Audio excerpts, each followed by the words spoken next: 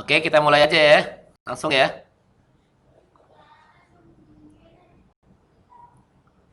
Bismillahirrahmanirrahim. Assalamualaikum warahmatullahi wabarakatuh. Eh, Ketua kelasnya siapa ya ketua kelasnya? Dan Ijas. Belum kelihatan ya. Yaudah kita berdoa dulu sebelum memulai materinya.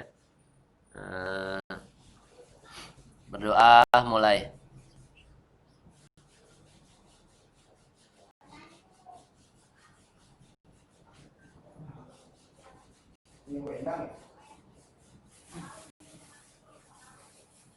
Selesai. Baik. Alhamdulillahirrahmanirrahim. Wassalamu ala rasulillah Muhammad bin Abdullah wa ala alihi wa sahbihi ajmain amma ba'd.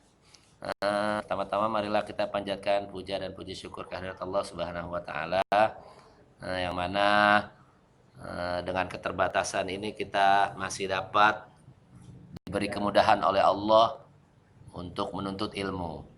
Ya. Semoga dengan ikhtiar-ikhtiar kita Allah hapuskan dosa-dosa kita, Allah akhiri pandemi ini, sehingga kita dapat bertatap muka dengan nyata, ya, nggak daring begini, ya. Kasihan kelasnya berdebu. Lagi-lagi cuma dilapin debunya, siswanya nggak ada. Sesekali beberapa guru-guru atau Pak Ridwan kadang belajar di kelas tapi nggak ada siswanya ya. Hanya ditemani papan tulis dan spidol. Tapi itu tidak menjadi kendala untuk menuntut ilmu. Karena di sebagian di luar sana orang menuntut ilmu itu sampai nyebrang sungai, sampai apa namanya, sampai lewatin hutan, terancam nyawanya. Tapi insya Allah pada saat dia mati karena menuntut ilmu, insya Allah Allah catat sebagai syahid ya. Tapi nggak masalah, apalagi kita diberi kemudahan gini ya kan. Nggak ada lagi tuh ngeluh-ngeluh kuota. Allah kasih rezeki pasti ya kan. Ngeluh apa kuota saya pakai aja ya, kalau putus nggak apa-apa, konfirmasi Pak kuota saya habis gitu ya kan. Atau memang diakalin, nggak usah pakai video, nggak usah pakai audio, chatting aja kalau ada pertanyaan segala macam. Tapi harus diikhtiarkan semaksimal mungkin. Orang-orang terdahulu, ulama terdahulu tuh sampai jual-jual genteng rumahnya untuk nuntut ilmu. Sampai bela-belain bocor rumahnya tuh kehujanan karena gentengnya dijual untuk pergi nuntut ilmu ke rumah gurunya. Ya, kalau sekarang Allah kasih mudah semuanya. Ya, salawat dan salam tidak lupa kita haturkan ke hariban Nabi besar Muhammad Sallallahu Alaihi Wasallam. Ketika disebut nama Nabi Rasulullah, maka kita orang yang sangat dermawan, paling dermawan, atau dikatakan pelit, dia tuh nggak mau keluarin kalimat salawatnya buat Nabi Muhammad. Ketika disebut Muhammad, pada diem ya kan, pada mingkem. Tapi orang yang dermawan itu langsung sebut Allahumma sholli ala Muhammad sallallahu alaihi wasallam. Nggak apa-apa sebutkan, dilafazkan. Eh, Baik anak-anak, anak-anakku yang hanya dua orang, tapi nggak masalah ya. Nanti buat teman-teman kelas, nanti ini saya rekam ya, saya izin rekam ya, supaya yang tidak ikut belajar nanti saya upload di YouTube, bisa ikut belajar di YouTube ya. Izin direkam ya, Willy sama Dani. Kita akan masuk ke bab selanjutnya, yaitu adalah tentang pelabelan produk. Jadi pelabelan produk itu adalah, udah disiapkan alat tulisnya, buku alat tulisnya ya, siap seperti biasa ya, siapkan ya. Saya akan bagikan apa namanya,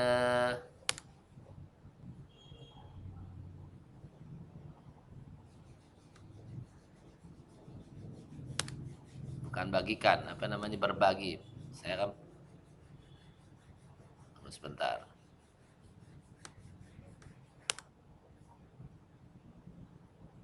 Saya ambil dari internet aja biar gampang. Kelihatan ya? Oke, akan saya terangkan sedikit. Ya, sebenarnya nggak perlu diterangkan, kalau kelihatan bisa baca ya. Pelabelan produk. Pelabelan itu berasal dari kata label. Label produk. Apa itu label produk? Yaitu salah satu bagian dari sebuah produk berisikan informasi. Jadi label itu sebuah informasi yang diperlukan atau dicantumkan, diketahui bersama-sama dan umum. Nggak ada produk label itu rahasia-rahasiaan ya. Dan ditempatkan di badan produk. Misalnya produknya botol, ya di badan botolnya. Misalnya produknya kerdus, di badan kerdusnya. Misalnya produknya handphone, di badan handphonenya, ya dia terdapat labelnya. Badan produk dan di packaging produk, ya itu yang tadi saya sebutkan. Bentuk packagingnya, kemasannya apa. Ya, label terdiri dari keterangan yang dipresentasikan dengan kata-kata maupun berupa gambar, di mana perannya ialah sebagai sumber informasi mengenai produk tersebut, lengkap dengan penjualnya. Ya, misalnya ada nama perusahaannya. Terus selanjutnya, untuk apa sih diadain label? Kenapa sih produk itu harus dilabelin? Ada tujuan dan fungsinya. Tujuan label itu yaitu memberi informasi tentang isi produk. Ya. Informasi produknya, produk apa nih, dibuat dari apa, bahan-bahannya apa, kapan bikinnya, terus dan lain sebagainya. Kapan basinya, kapan expirednya, berapa harganya, pokoknya semua informasi tentang produk. Yang kedua, berfungsi sebagai sarana komunikasi produsen kepada konsumen. Jadi yang bikin itu seolah-olah sedang berkomunikasi terhadap konsumennya yang mau beli, walaupun tidak bertatap muka. Jadi pada saat dia baca labelnya, otomatis misalnya kamu seseorang itu beli ke warung, beli Sari Puspa, dia akan udah kebayang ya kan, sedang berkomunikasi. Oh, Sari Puspa itu adalah produk ini, fungsinya ini, ya, seolah-olah dia sedang berkomunikasi kepada produsennya atau yang bikin Sari Puspa, padahal dia nggak ketemu ya. Terus tujuannya yang selanjutnya, memberi petunjuk yang tepat pada konsumen hingga diperoleh fungsi produk yang optimum ya. Itu udah paham ya. Selanjutnya, tujuan selanjutnya, sarana periklanan bagi produsen. Ya, buat iklan. Untuk mempromosikan produknya, label itu tujuannya. Terus memberi rasa aman bagi konsumen. Ya, karena kan biasanya di produk itu kan dicantumkan informasi-informasi, zat-zatnya, kapan expirednya yang tadi saya sebutkan sebelumnya ya. Terus ada beberapa fungsi label, yaitu label mengidentifikasi produk dan merek ya. Di produk, merek, brandnya semuanya diidentifikasi di label itu. Terus label menentukan kelas produk ya. Ada yang kelas dari mulai kelas di bawah, kelas menengah, dan sampai kelas atas ya. Baik itu kualitasnya, harganya, dan lain sebagainya ya. Terus fungsi label selanjutnya, label menggambarkan beberapa hal mengenai produk ya, fungsinya nih. Jadi siapa pembuatnya, di mana dibuatnya, kapan dibuat, apa isinya, bagaimana menggunakannya, dan bagaimana menggunakan secara aman. Terus fungsi label selanjutnya, label mempromosikan produk lewat aneka gambar menarik. Bentar, ada yang masuk gak? Ada yang masuk ya?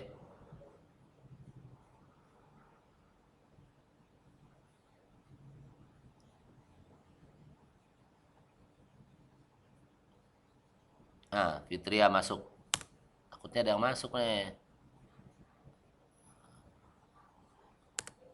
Oke, kita lanjutkan lagi. Jenis-jenis label produk. Ya. Jenisnya yaitu brand label merupakan pengguna label yang semata-mata digunakan sebagai brand. Ya, brand. Jenisnya tuh bisa brand, terus grade label. Ya. Grade itu tingkatan ya, kelas ya. Ada biasanya ditentukan dengan harga, biasanya ditentukan untuk siapa, untuk anak-anak sama orang tua, dan untuk dewasa beda. Terus jenis label juga bisa deskripsi, yaitu informasi objektif tentang pengguna, konstruktif, pemeliharaan penampilan dan ciri-ciri lain dari produknya. Jadi jenis produk itu mendeskripsikan, ya, mendeskripsikan produk tersebut.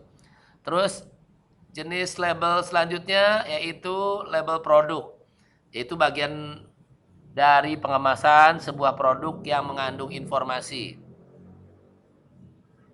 Terus jenis produk selanjutnya label merek atau brand, sama nih kayak yang di atas nih.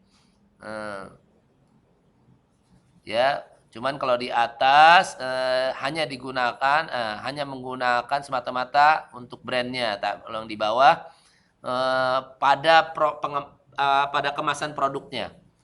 Terus jenis label selanjutnya label tingkat. Ya, mengidentifikasi mutu produk. Label ini bisa terdiri dari huruf, angka, metode lainnya untuk menunjukkan tingkat kualitas dari produk itu sendiri. Ya. Sama yang bawah juga label deskriptif. Nah, selanjutnya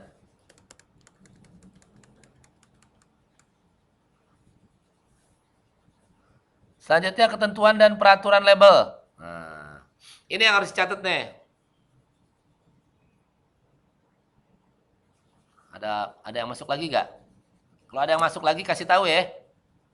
Willy, Rahmat Dhani.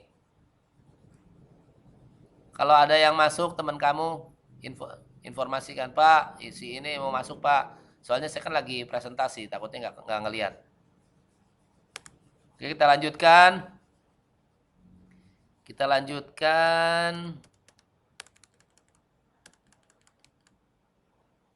Oh, masuk no. Siapa tuh? Dong.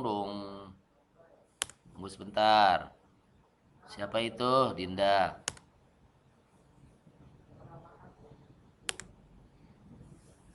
Oke, kita lanjutkan lagi. Ketentuan peraturan label produk. Ya. Ketentuan label produk yaitu pertama di label itu harus ada nama produk. Ya. Terus yang kedua, keterangan bahan yang digunakan dalam produk tersebut. Ini di sini diambil contoh produk pangan ya, yang saya bukakan ini presentasinya. Terus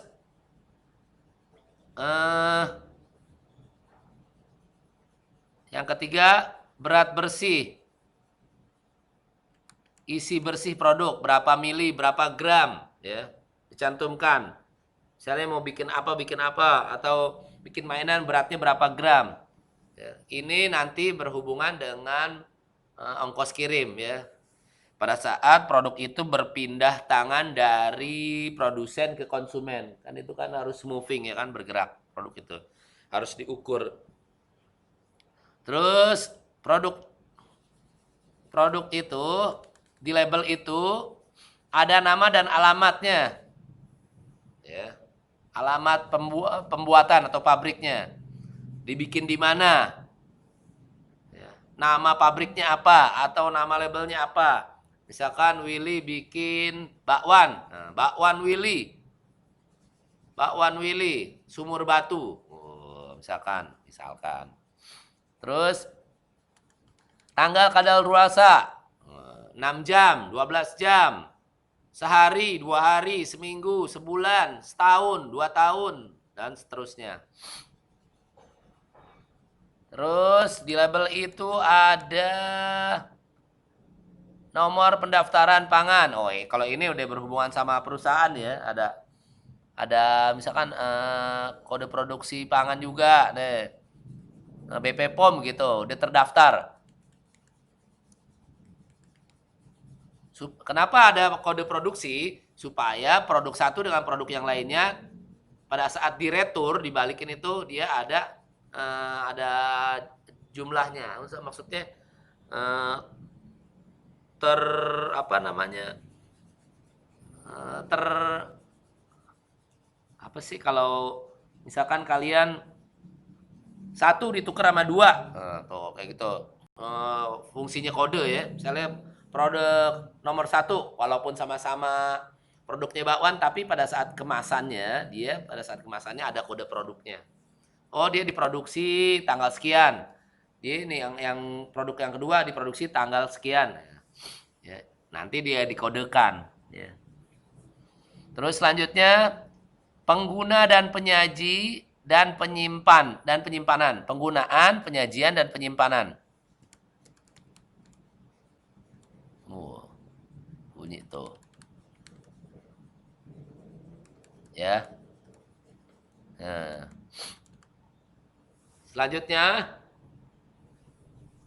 kalian juga baca artikel atau cari di internet atau di buku-bukunya tentang pengertian produk, atribut produk, produk domestik, bruto, proses produksi, pengertian produk, dan lain sebagainya.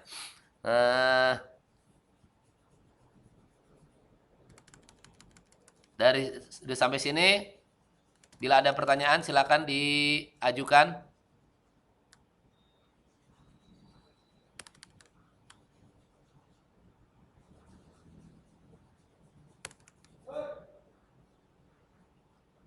Materi kita adalah pelabelan atau label produk.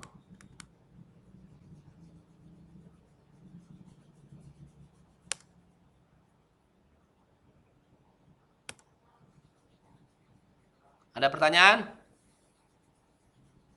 dari materi yang singkat itu? Saya nggak mau banyak panjang-panjang materinya karena Dinda, ada pertanyaan? Fitria, Mahira,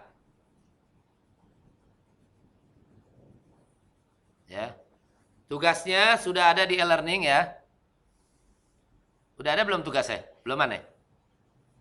Nanti saya buat deh tugasnya deh.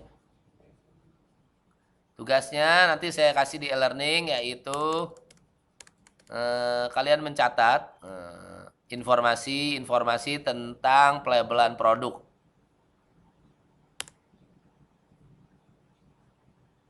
Catat informasi-informasi tentang pelabelan produk dan dipoto. Ada wajahnya, diedit dulu. Ya. Nanti diupload di e-learning. Ya. Ada pertanyaan sampai sini?